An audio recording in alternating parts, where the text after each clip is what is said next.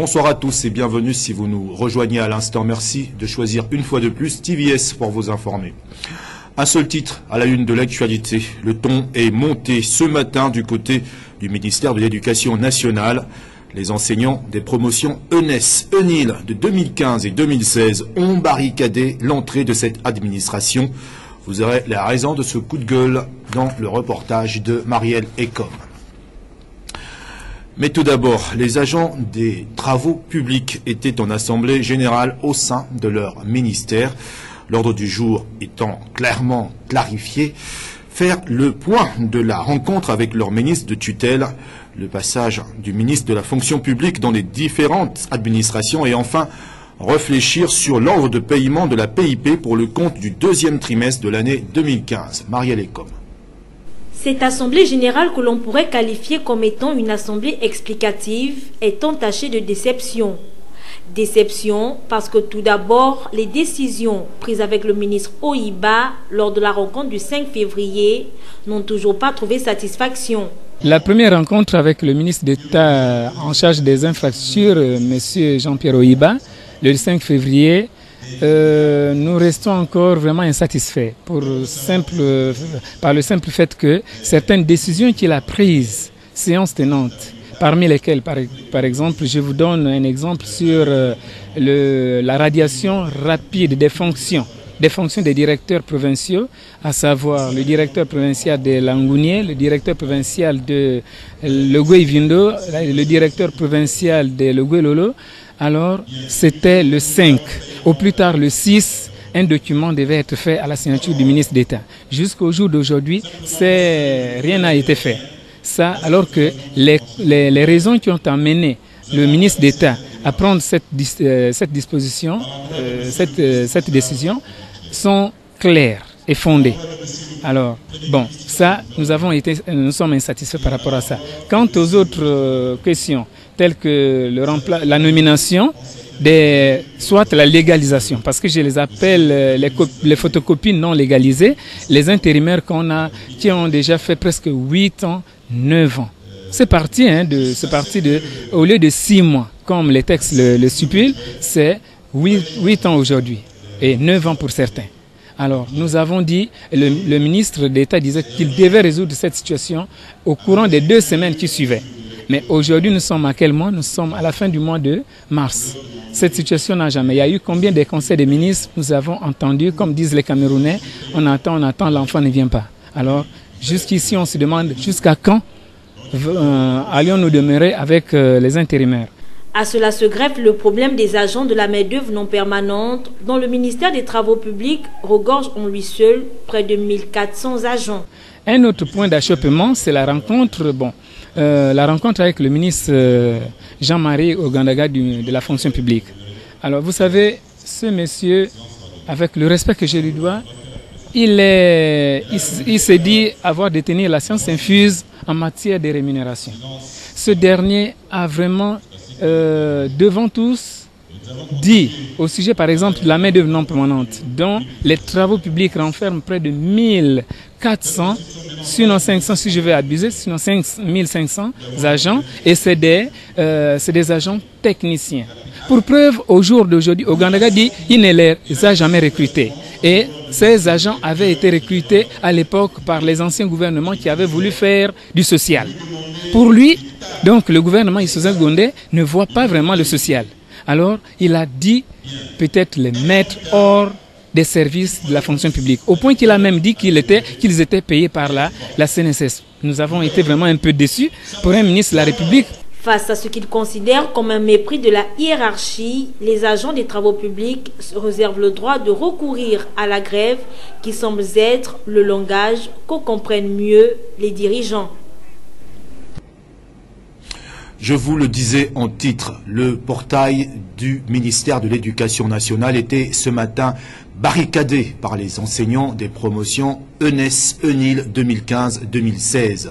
Ces derniers réclament de nombreux mois de salaires impayés. Ils ont décidé d'entrer en grève illimitée. Le récit de Marielle Ecom. Faute de réponse de la tutelle depuis 3 ans, les enseignants des promotions ENES, ENIL, années 2015 et 2016 ont jeté la craie suspendant ainsi toute activité pédagogique et académique pour le sempiternel problème de non-paiement de salaire. Détenteur des bons roses jusque-là, l'obtention du bon bleu semble ne pas être pour demain. 3 ans que nous sommes dans une situation difficile, on travaille sans salaire conséquent et nous sommes en notre troisième, pour certains 3e année, pour d'autres 2 ans déjà. Nous avons essayé de rencontrer tous les membres qui sont dans la chaîne de la prise de décision. Malheureusement, depuis 3 ans, rien ne se passe, Voilà pourquoi nous sommes là, pour exprimer notre mécontentement et pour interpeller le gouvernement pour qu'il prenne ses responsabilités. Les différentes rencontres avec la hiérarchie partant de Florentin Moussavou à Nadine Anguillet n'ont rien changé à leur situation. Après 2 avertissements, ces enseignants ont opté pour une grève illimitée et ce, jusqu'à satisfaction de leurs revendications. Plusieurs rencontres. Depuis 3 ans, nous avons rencontré le ministre de l'Éducation nationale, l'ancien ministre de l'Éducation nationale, M. Florentin Moussavou, à 3 reprises, et Mme Anguillet une seule fois. Jusqu'alors, c'était des promesses, et rien ne se réalise jusqu'à maintenant. Nous sommes à 2e préavis de grève que nous avons déposé. Donc aujourd'hui, nous avons décidé d'aller jusqu'au terme. Tant qu'il n'y a pas satisfaction, nous n'allons pas arrêter le mouvement. C'est pourquoi vous constatez, tous les collègues ici sont engagés pour ce mouvement. Un coup de gueule qui va paralyser les activités de ce ministère. Espérons toutefois que la hiérarchie réagira avec beaucoup de promptitude. Rien à voir avec ce qui précède. 41 partis politiques de l'opposition ont remis ce matin au ministre de l'Intérieur la liste de leurs représentants à la commission ad hoc chargée de la sélection des candidatures au poste de président du Centre gabonais des élections. La liste a été réceptionnée par le secrétaire général du ministère de l'Intérieur. Le récit de nos confrères.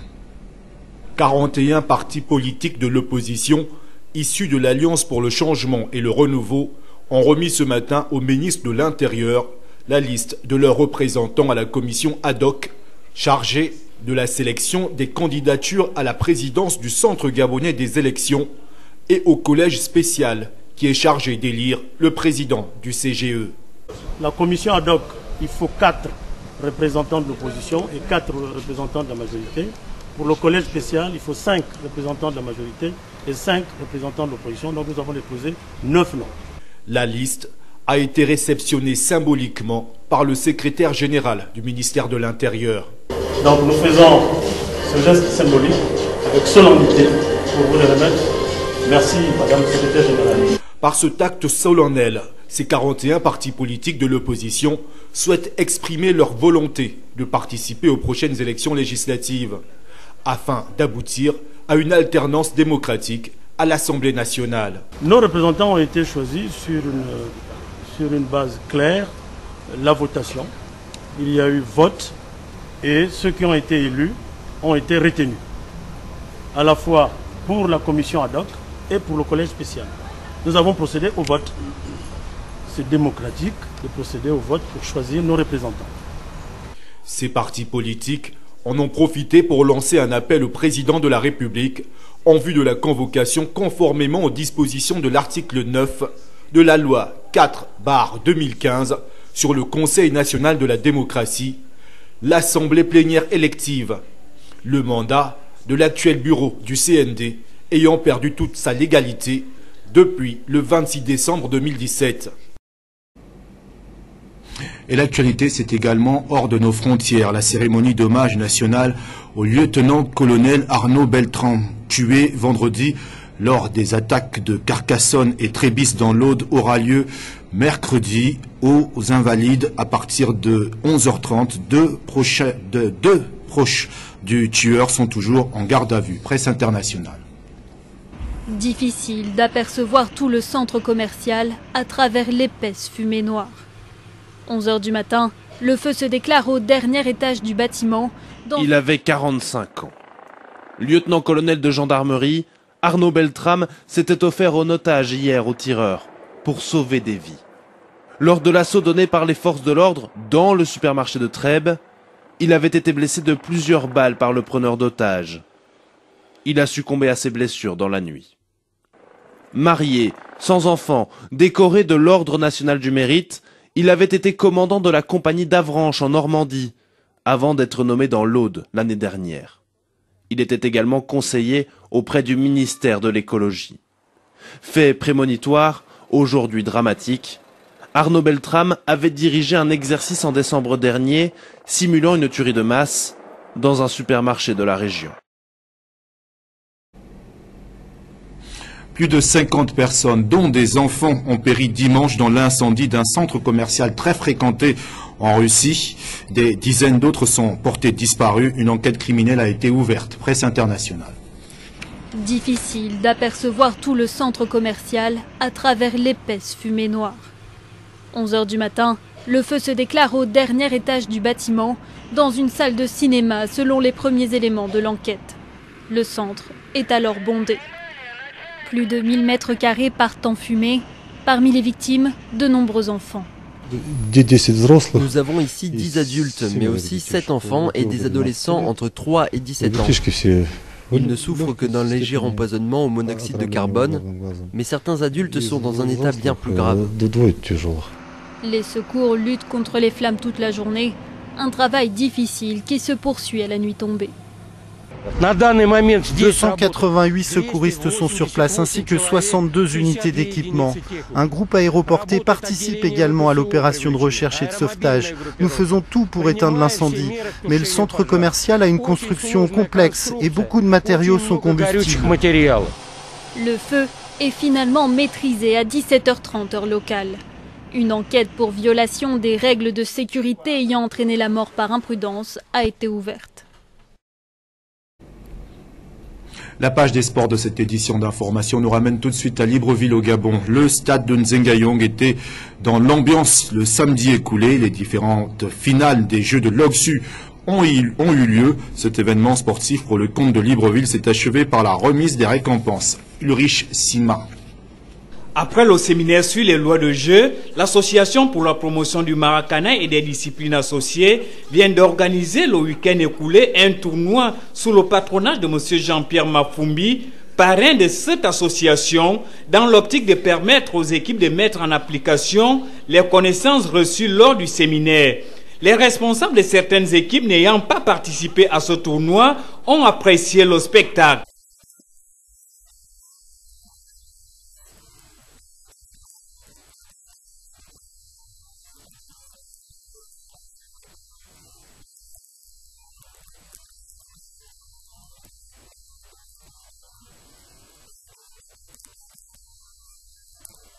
Débutés depuis un peu plus d'un mois, les Jeux de Loksu pour la commune de Libreville se sont achevés ce week-end au stade Nzengayong avec des finales en football et en basketball. Avant la remise de l'ensemble des récompenses aux différents vainqueurs, une cérémonie rehaussée par la présence de Madame la directrice académie provinciale de l'Estuaire et les différents chefs d'établissement scolaires de la capitale.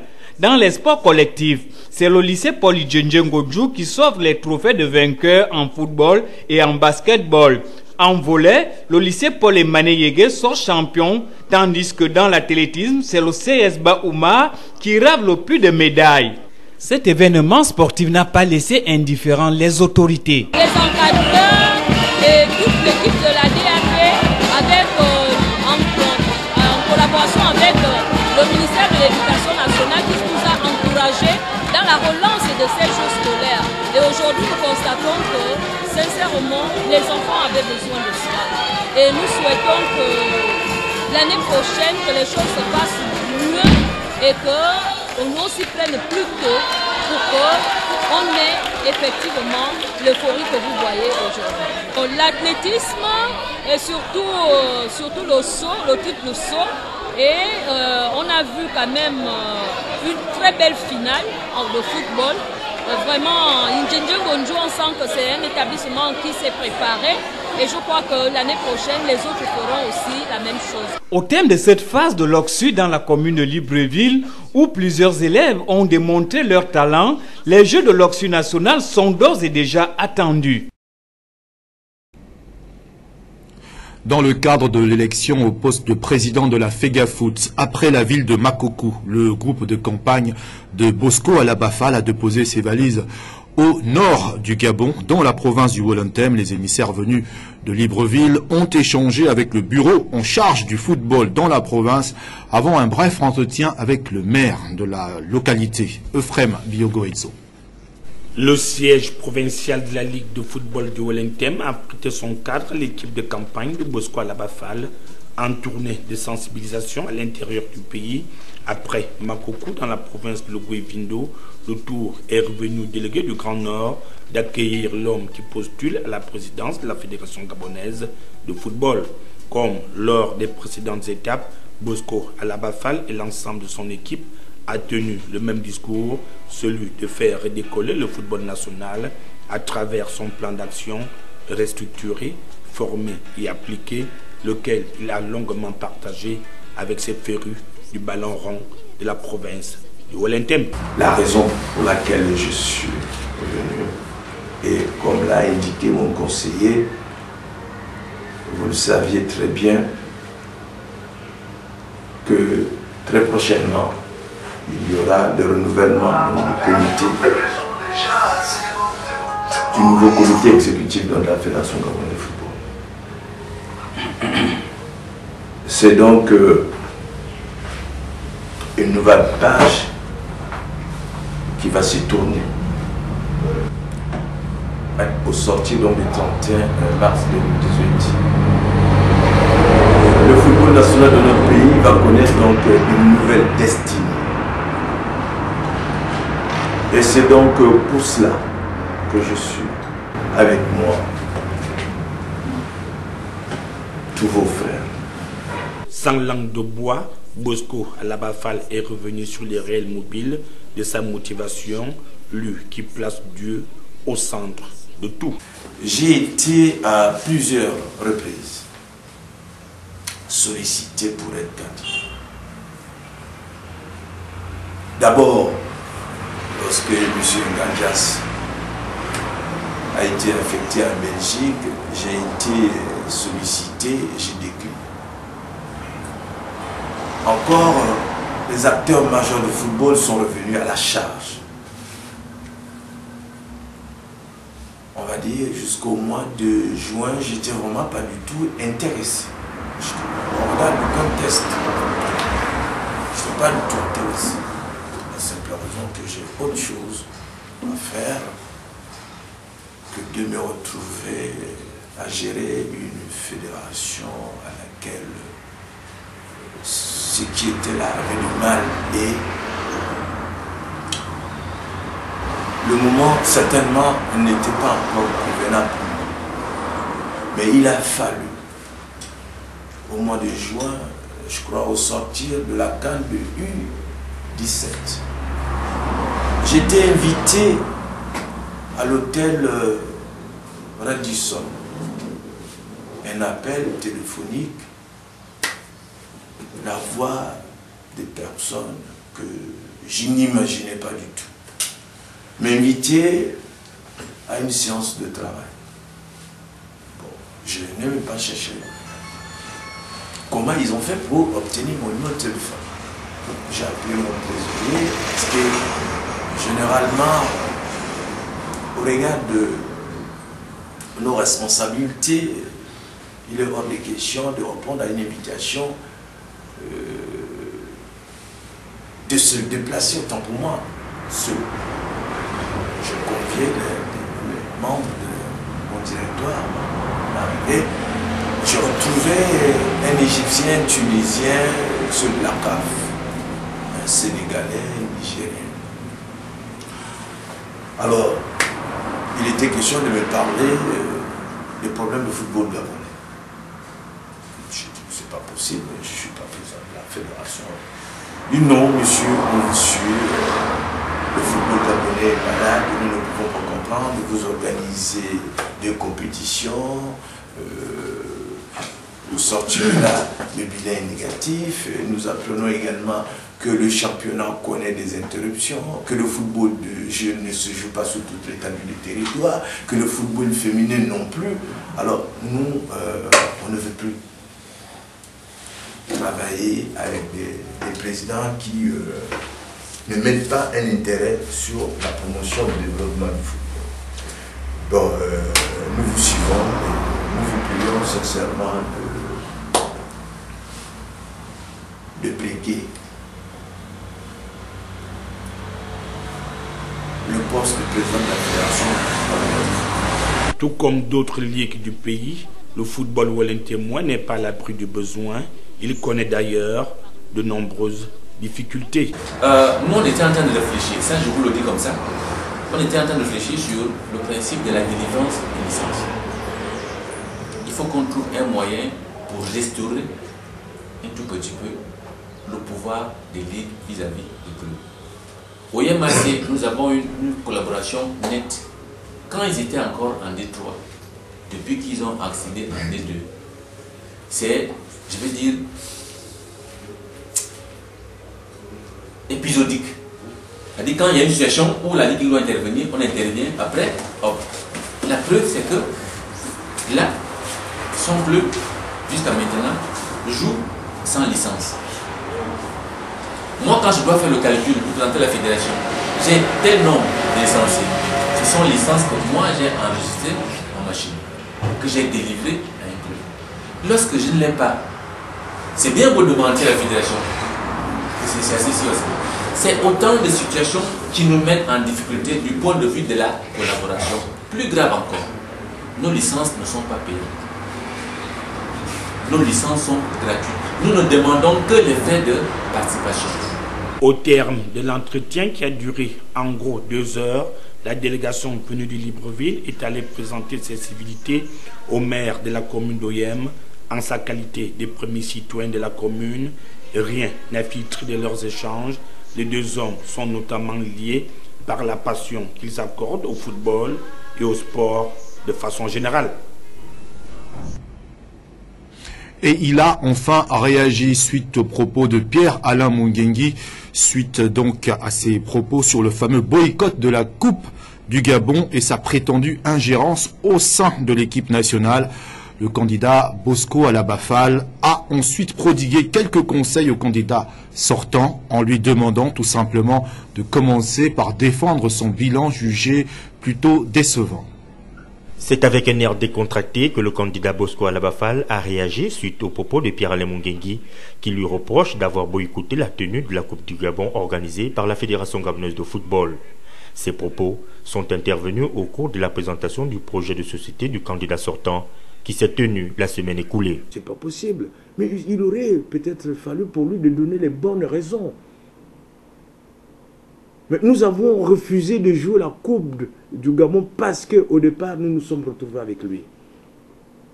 Quand il s'agissait de mettre en place le règlement de la Coupe du Gabon, on a accepté tous les acteurs que oui, il faut mettre en place d'abord les règles donc, de la Coupe du Gabon qui devaient nous tenir copie. Et c'est la Coupe du Gabon, finalement, qui devait régir tout le fonctionnement de cette compétition. Et vous savez que chaque année, chaque édition, il faut un règlement. Nous n'avons pas un règlement standard qui reste toute une vie. On ne peut pas faire débuter une compétition et c'est pendant le parcours de la compétition qu'on vient nous présenter un règlement. Ça c'est au moment donné on a dit non, on ne peut pas. On ne peut pas jouer. La vérité est pourtant claire. La Fédération gabonaise de football n'aurait pas respecté toutes les conditions et contraintes qui lui avaient été proposées par l'ensemble des clubs présents lors d'une réunion en présence de Pierre-Alain Mungengui. Cerise sur le gâteau, le fameux appel téléphonique au président du club Adouma. Mais le président d'Adouma, son équipe, pour la petite histoire, se retrouvait là-bas pour le match du championnat. Et c'est comme ça que le président fédéral, je ne sais pas qui, mais ça c'est le président d'Adouma qui m'a dit que le président de la Fédération gabonaise de football lui a supplié que comme tu es là-bas en séjour pour le championnat, il serait mieux pour toi de jouer. Et oui, mais nous tous nous étions contents non, pour jouer. Non. Mais on attendait quoi? On attendait justement que cette commission rende ses conclusions et que lui donne de l'argent aux équipes en déplacement. Mais comment aujourd'hui Pierre Alain rapporte des faits aussi vraiment irréels. Mais non, mais pas du tout. Je vais influencer un président sur quelque chose où nous nous sommes accordés. Si la fédération a donné de l'argent, et que si, mais pourquoi? Il fallait lui poser la question. Mais quel est le rendu de la conclusion de la commission, la fameuse commission? Est-ce qu'il en sait quelque chose, Pierre-Alain? La fameuse commission mise en place pour traiter toutes ces questions pour que la Coupe du Gabon se joue. Il était destinataire de conclusions. Mais j'aurais bien voulu qu'il vienne sur vos antennes. Aujourd'hui, dit, bon, voilà les conclusions. Mais est-ce qu'il en a conscience ou connaissance que la commission avait été mise en place? Et quelles étaient les conclusions? De parler d'abord d'Adouma. Quelles étaient d'abord les conclusions? Le chemin qui mène à la présidence de la Fédération gabonaise de football est désormais tracé. Reste aux différents candidats d'avoir un seul objectif, celui de redonner au football gabonais sa qualité en termes de jeu, mais surtout en termes d'organisation. Expression libre avant de refermer cette édition d'information avec cette question d'Ulrich Simaela. Combien de départements compte le Gabon? Mais ça fait 42 non. Mais pourquoi tu pars? 42 départements, non? Combien de départements compte le Gabon? Je sais qu'il y a 9 provinces et dans chaque province, il devrait avoir... non, maintenant je ne peux pas, il faudrait que je fasse des recherches. Je ne sais pas. 42 ou 54 départements, mais je n'ai pas assez de précision par rapport à cette division géographique. Après ça, là, je n'ai aucune idée. Ah, moi, je ne suis pas gabonaise, moi je connais pas. Ah, beaucoup, je sais pas au Gabon. Ça prend un temps de réflexion, réfugier département dans chaque province. Dans chaque province. Les départements, hein, 230. Si je ne me trompe pas, si je ne m'abuse pas. Voilà, combien de départements compte le Gabon? À cette question, il fallait tout simplement répondre 50. Point final à cette édition d'information réalisée par l'ensemble de la rédaction. Merci à tous de l'avoir suivi, mais surtout merci de votre fidélité.